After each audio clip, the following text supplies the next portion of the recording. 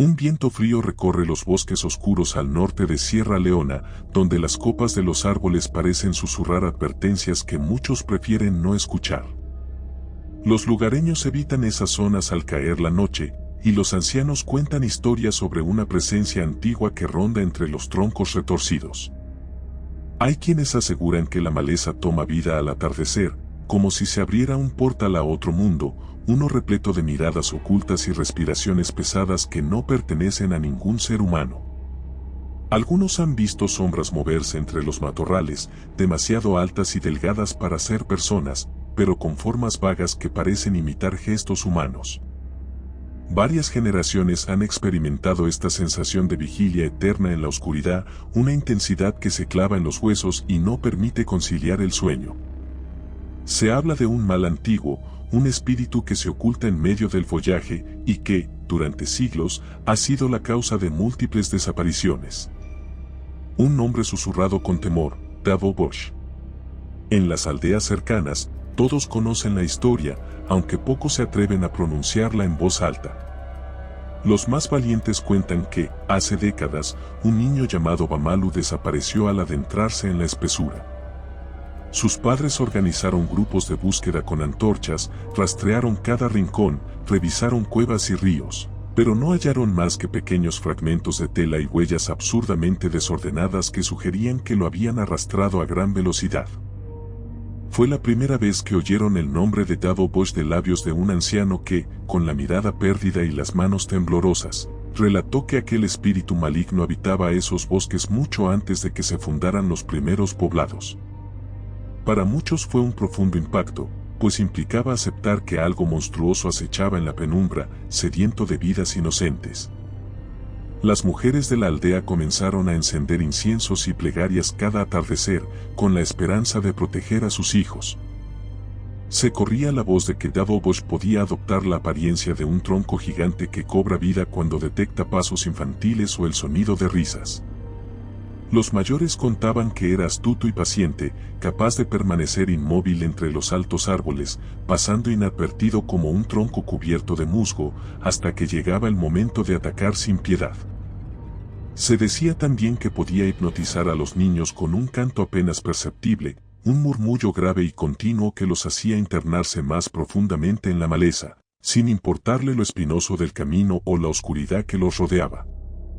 El niño embelesado, atraído por ese sonido espeluznante, caminaba con la mirada perdida y no tardaba en desaparecer, arrastrado por unas manos huesudas que se difuminaban entre la vegetación.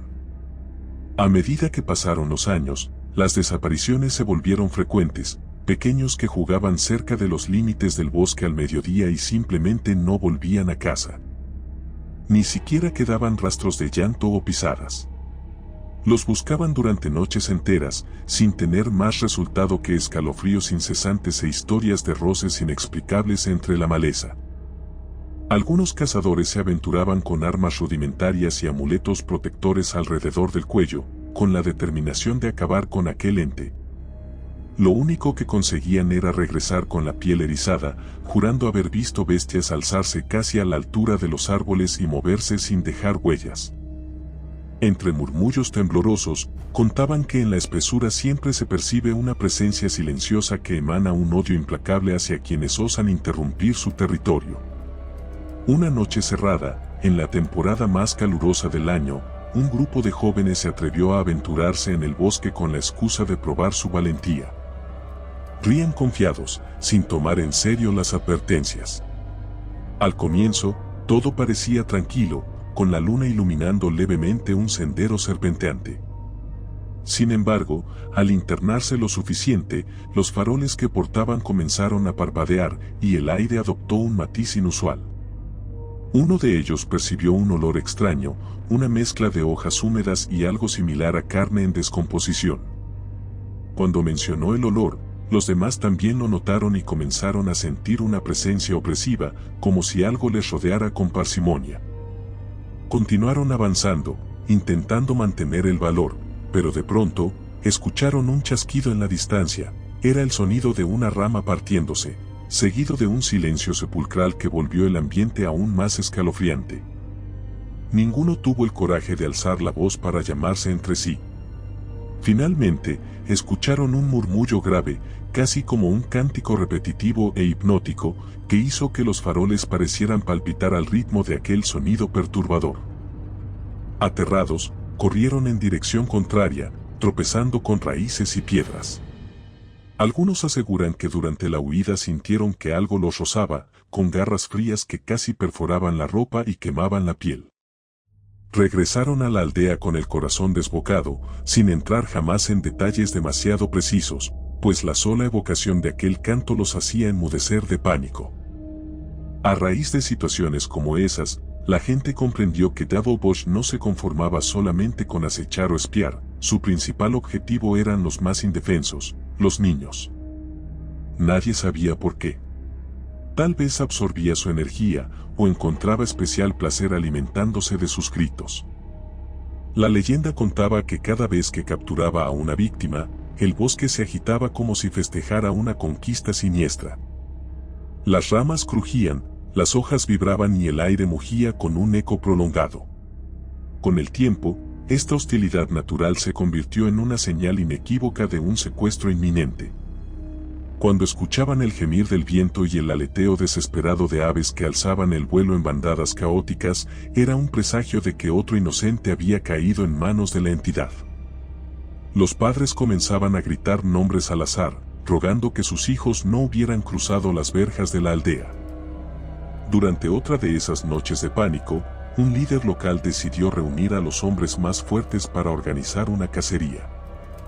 Cada uno portaba machetes y antorchas y llevaban consigo trapos empapados en hierbas que, según los ancianos, podrían debilitar al ente.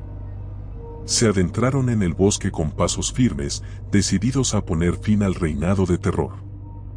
A medida que avanzaban, todo se tornó más denso, y la oscuridad pareció tragarse la luz de las antorchas, reduciendo su resplandor a un tenue fulgor anaranjado. El silencio que los rodeaba era abrumador, más pesado que las peores tormentas. Algunos sintieron el impulso de gritar para romper aquella tensión insoportable, pero temían revelar de inmediato su posición ante eso que los vigilaba. Sin embargo, cada uno de ellos se repetía mentalmente que no iban a retroceder. Al menos no sin plantar cara. Cuando llegaron a un pequeño claro envuelto por matorrales compactos, hallaron lo que parecían rastros de niños, una pequeña mochila rasgada y algunos juguetes de trapo dispersos. Percibieron ese olor decadente que uno de los jóvenes había descrito tiempo atrás. Algunos hombres se taparon la boca intentando contener las náuseas.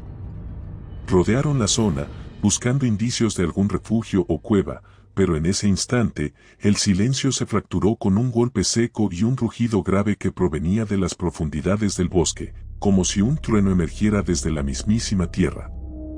Las antorchas comenzaron a parpadear enloquecidamente y, sin darse cuenta, la mayoría se dispersó aterrorizada. En la confusión, tropezaron unos con otros e intentaron agruparse para continuar la búsqueda, pero el pánico los consumía. Podían sentir un aleteo siniestro, como si algo gigantesco pasara por encima de sus cabezas. Unos juraron ver una garra enorme posándose sobre un árbol antes de adentrarse de nuevo en la negrura. Nadie conseguía articular palabras coherentes. Un hombre, más valiente o quizá más desesperado, corrió siguiendo un débil llanto, convencido de que provenía de un niño extraviado. Sus compañeros le gritaron que se detuviera, pero él solo aceleró. Logró avanzar unos cuantos metros antes de toparse con un tronco asombrosamente alto y recubierto de musgo grueso. A simple vista, parecía un árbol más, aunque demasiado estrecho para la altura que tenía. Sintió un escalofrío en la base de la nuca. De pronto, ese tronco tembló y se retorció con movimientos pausados y siniestros. A medida que la maleza se despejaba, descubrió dos ojos que centelleaban con un brillo desquiciado, y entre sus rugosas formas se adivinaba el contorno de hombros fibrosos y piernas largas. El hombre quiso retroceder, pero sintió que algo líquido le empapaba los pies, como si la tierra bajo él se volviera lodo y lo sujetara. Intentó gritar, pero apenas emitió un jadeo ahogado. En ese instante, unas extremidades huesudas, similares a ramas secas, se extendieron hacia él y lo tomaron por la cintura, arrastrándolo con fuerza inhumana. Su alarido desgarrador se perdió en el soplo del viento, dejando atónitos a los pocos que todavía lo veían de lejos. Lo vieron desaparecer entre matorrales que parecían agitarse con una furia antinatural. Los supervivientes corrieron cegados por el miedo, abandonando sus armas en medio de la espesura. Algunos tropezaron y se lesionaron al intentar escapar de aquella trampa viviente que los acechaba. Podían jurar que la maleza conspira a favor de Dado Bosch, como si poseyera un tejido orgánico que se mueve a su antojo para encerrar a sus víctimas.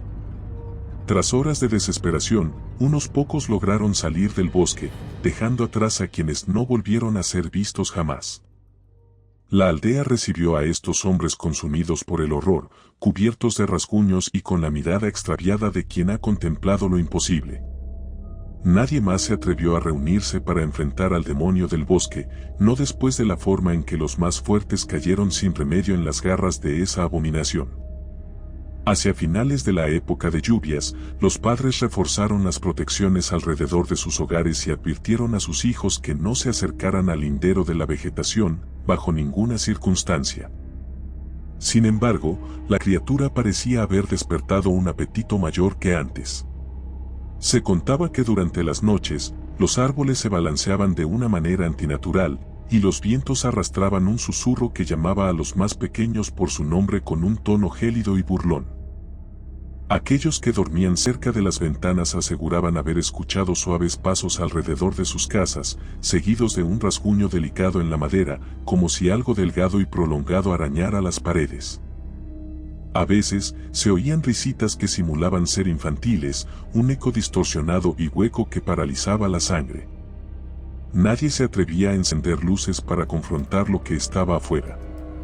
Los pocos que espiaron entre las rendijas de las ventanas juraron ver una silueta demasiado alta, con brazos alargados, inclinándose hacia las entradas, evaluando cualquier posibilidad para escabullirse.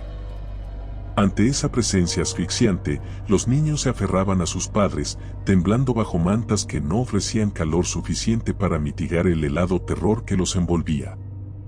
Con el paso de las semanas, la aldea se vio casi invadida por la desesperación. La gente murmuraba que Dado Bosch ya no se conformaría con arrastrar a pequeños que se aventuraran más allá de los límites del poblado. Sostenían que era cuestión de tiempo para que se atreviera a irrumpir entre las casas, por muy fortificadas que estuvieran.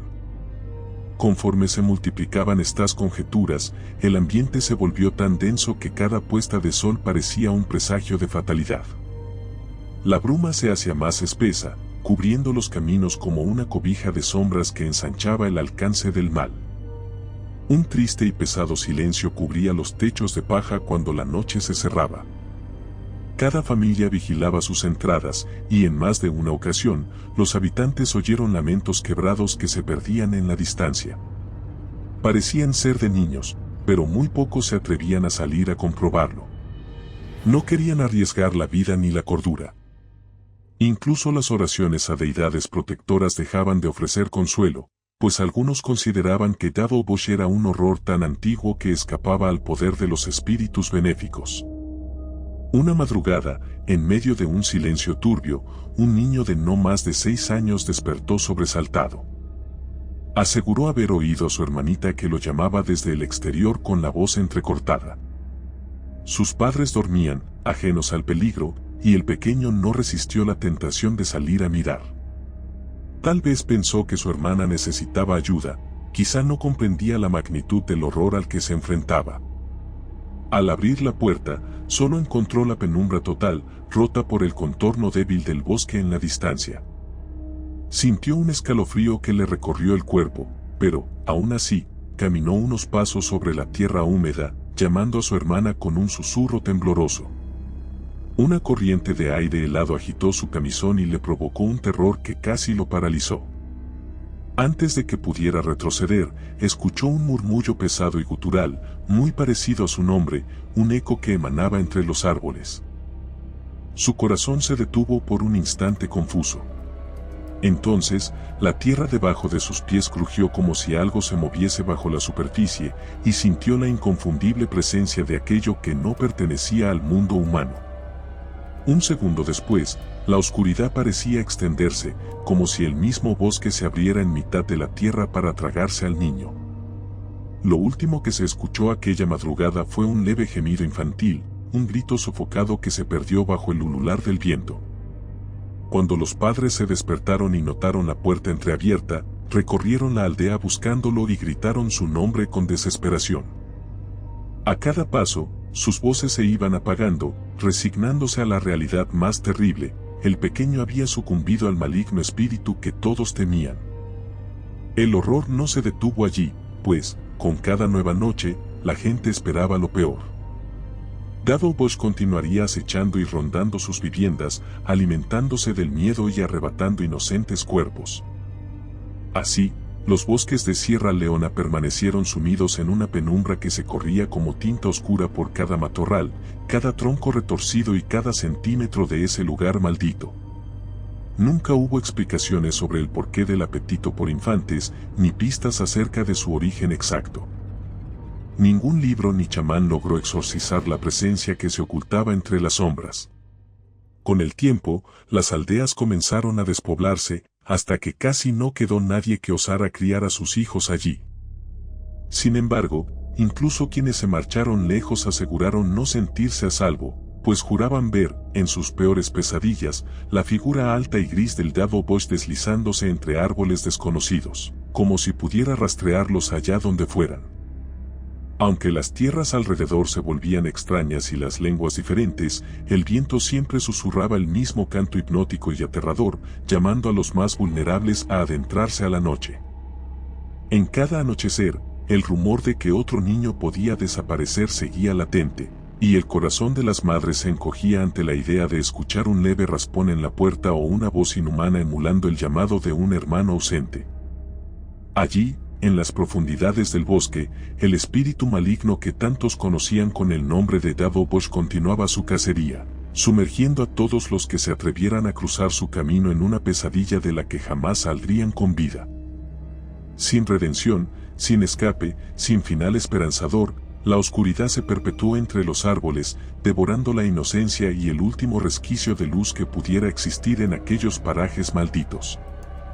Si te gustó el video, por favor dale me gusta y suscríbete al canal, esto nos ayuda a seguir contando historias. Gracias.